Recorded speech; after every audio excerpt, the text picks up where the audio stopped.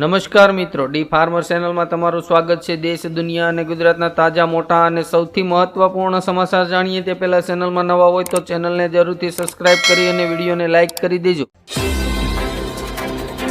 ગુજરાતમાં કોંગ્રેસના પ્રદેશ પ્રમુખ બનાવવા માટે ગેનીબેન ઠાકોર અને અમિત ચાવડાનું નામ ટોપ પર। ઇમરજન્સી અંગેનો પ્રસ્તાવ કેબિનેટમાં પસાર, મોદી સરકારે લીધા 3 મોટા નિર્ણયો। રશિયામાંથી ક્રૂડની ખરીદી કરે તે દેશોમાંથી થતી આયાત પર 500% ડ્યુટી લાદવાની દરખાસ્ત। ગુજરાત સરકારનો મહત્વનો નિર્ણય, સરકારી હોસ્પિટલો માટે તબીબોના વેતનમાં નોંધપાત્ર વધારો। બ્રિક્સ શિખર સંમેલનમાં વડાપ્રધાન મોદી માટે ખાસ ડિનર પાર્ટી, જિનપિંગને ન ગમ્યું। મહારાષ્ટ્રમાં બનશે સૌથી લાંબો 802 કિલોમીટરનો એક્સપ્રેસ વે। મોદી સરકારમાં ચૂંટણી પંચ કઠપુતળી બની ગયું છે, કટોકટી મુદ્દે ખડગેના મોદી પર પ્રહારો। વિસાવદરની જીત બાદ આમ આદમી પાર્ટીમાં કકળાટ, બોટાદના ધારાસભ્ય ઉમેશ મકવાણા નારાજ। હવામાન વિભાગની આગાહી, રાજ્યમાં 7 દિવસ મેઘમહેર રહેશે યથાવત, અન્ય રાજ્યોમાં વાવાઝોડા સાથે વરસાદની આગાહી। ચૈતર વસાવા સામે સરકાર ઘૂંટણીએ, આદિજાતિ બાળકોની શિષ્યવૃત્તિ ફરી શરૂ કરાઈ। દિલ્હીથી આવ્યો સીધો ઓર્ડર, ગુજરાતમાં કોંગ્રેસની વધુ એક વિકેટ, અમિત નાયકને કરાયા સસ્પેન્ડ। આગામી 25 થી 30 જૂન સુધી રાજ્યમાં ભારે વરસાદની આંબાલાલ પટેલે કરી આગાહી। ભાજપમાં જોડાવા અંગે શશી થરૂરે આપી સ્પષ્ટતા, 1 દિવસ પહેલા જ પીએમ મોદીની કરી હતી પ્રશંસા। ગુજરાતમાં ભારે વરસાદને કારણે સુરતમાં પાણી ભરાવાની સ્થિતિ વણસી। LICની ખાસ યોજના, મહિલાઓને દર મહિને મળશે 7,000 રૂપિયા। સોમનાથ, પોરબંદર અને દ્વારકા એક્સપ્રેસ વેનું 57,120 કરોડના ખર્ચે થશે નિર્માણ। ઘરે સોલાર પેનલ લગાવવા સરકાર આપશે 87,000 રૂપિયાની સબસિડી। ગુજરાતમાં સોતરા કાઢી નાખશે, આગામી 7 દિવસમાં આંધી તોફાન સાથે ભારે વરસાદની આગાહી। પોસ્ટ ઓફિસની જબરજસ્ત સ્કીમ, પતિ પત્નીને દર મહિને મળશે 10,000 રૂપિયા। ઈરાનમાંથી અણુબોમ્બ બનાવતું 400 કિલો યુરેનિયમ ગાયબ। હિન્દુ વસ્તીમાં મુસ્લિમ વેપારીઓને દુકાન નહીં ખોલવા દેવા મુદ્દે હાઈકોર્ટનું આકરું વલણ। ઇઝરાયેલને હાર સ્વીકારવાની પડી ફરજ, યુદ્ધ વિરામ બાદ ઈરાને કરી દીધી પોતાના જીતની જાહેરાત। ઈરાન ઇઝરાયલ યુદ્ધ વિરામ વચ્ચે ભારત માટે સારા સમાચાર, ચીન અને પાકિસ્તાનને મિર્ચી લાગી। રાદડિયા અને કિરીટ પટેલનો ખેલ થઈ ગયો, ઇટાલિયા એકલા હાથે વિસાવદરનો ગઢ જીતી ગયા। ભવ્ય જીત બાદ ગોપાલ ઇટાલિયાનો હુંકાર, કહ્યું આ જનતાની જીત છે। વિસાવદરમાં કમળ પર સાવણો ફર્યો, કિરીટ પટેલને 17,581 મતથી હરાવ્યા। ઇટાલિયાએ કહ્યું ગાંધીનગરમાં સિંહ બનીને જઈશ।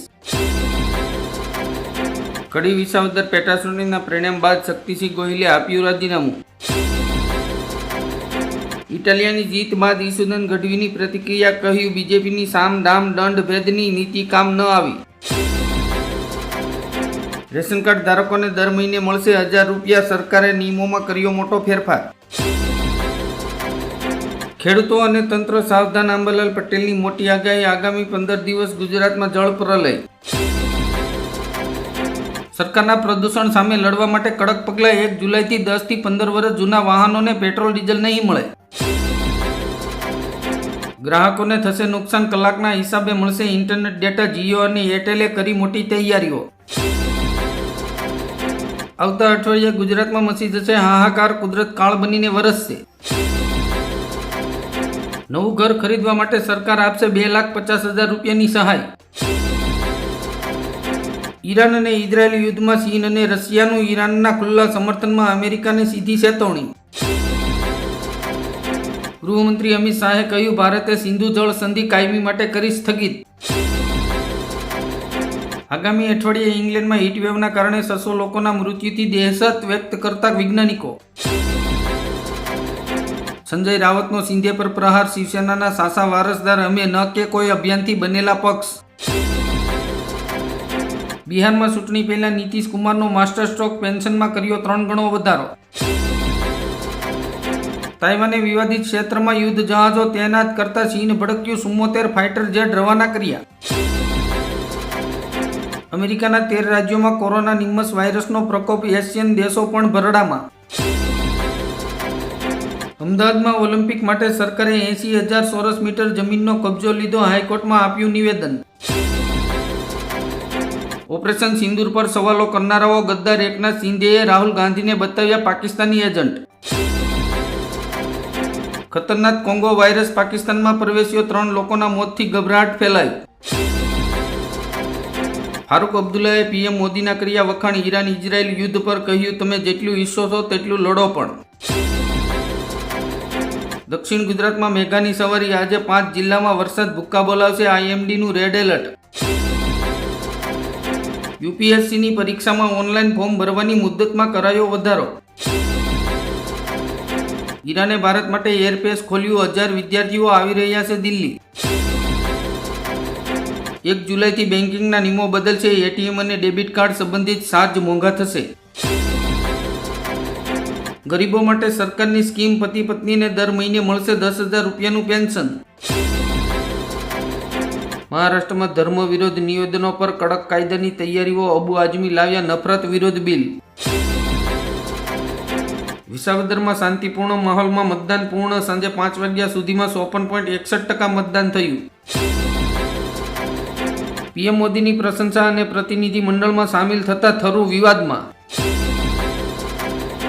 મહારાષ્ટ્રમાં કોંગ્રેસને ઝટકો, પૂર્વ મુખ્યમંત્રી વસંતદાદા પાટીલના પુત્રવધુ જયશ્રી પાટીલ સેંકડો કાર્યકરો સાથે ભાજપમાં જોડાયા. વૈશ્વિક ભાવમાં ઉથલપુથલના પગલે ભારતીય આયાતકારોએ 65,000 ટન પામ તેલના સોદા રદ કર્યા.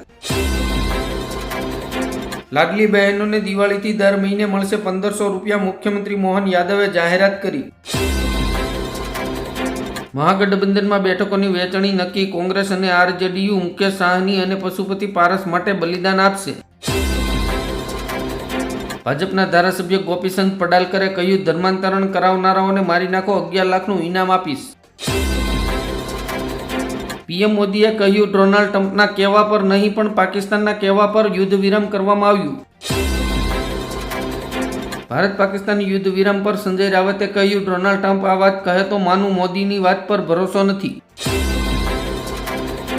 જગતના તાત માટે મોટા સમાચાર, ખેડૂતોના ખાતામાં 2,000ના બદલે આવશે 4,000 રૂપિયા. વાહન ચાલકો માટે મોદી સરકારની મોટી ભેટ, માત્ર 15 રૂપિયામાં કોઈ પણ ટોલથી પસાર કરો ગાડી. ટ્રમ્પની ધમકી બાદ ઈરાનના સુપ્રીમને સુરાતન સળગ્યું, યુદ્ધ શરૂ, હવે કોઈ દયા માયા નહીં. ચૂંટણી પંચનો નવો નિયમ, હવે માત્ર 15 દિવસમાં મળી જશે મતદાન કાર્ડ.